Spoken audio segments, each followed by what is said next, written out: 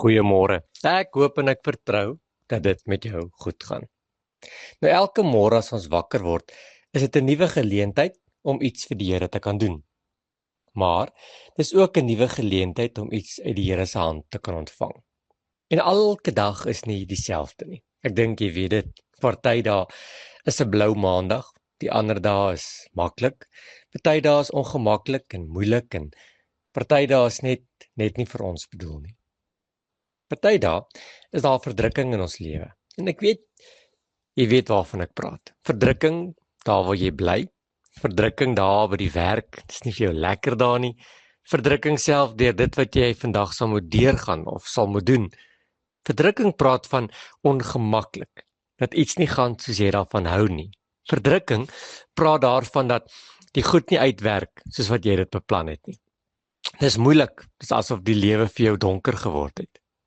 En ek weet vandag gaan daar ook dinge wees wat vir jou verdrukking gaan gee of wat vir jou soos verdrukking gaan voel. Maar ek lees daar in Johannes 16 'n baie mooi ding. Vers 33 kom hy dan sê hy, dis Jesus is aan die woord. Hy sê, dit het ek vir julle gesê, dat julle in my vrede kan hê. In hierdie wêreld sal julle verdrukking hê, maar hou goeie moed. Ek het die wêreld oorwin. In hierdie wêreld sal jy verdrukking hê. Jesus is besig om so vir die laaste keer met sy disippels te praat. En hy praat met hulle en dan gee hy vir hulle so 'n bietjie hoop.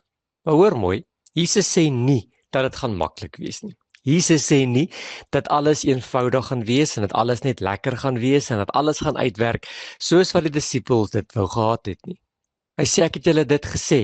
Waarvan praat Jesus? Hy praat hiervan dat alles wat hy in die laaste 3 jaar vir hulle geleer het, alles wat hy hulle gesien het. Hy sê hierdie goed het ek vir julle geleer. En ek en jy het dit ook geleer. Ons het die Bybel en ons lees dit en ons weet waarvan Jesus praat. Hy sê sodat julle kan vrede hê.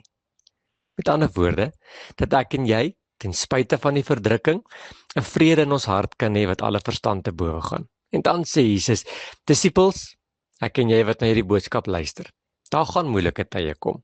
Daar gaan verdrukking kom. Maar hou goeie moed, want Jesus het hierdie wêreld alreeds oorwin. Hy het die prys betaal met sy kosbare bloed en hy het geroep dit is volbring. Hy het hierdie wêreld ten volle oorwin. Vanmôre gaan jy werk toe of miskien gaan jy by die huis wees en elkeen van ons het ons verdrukking vandag.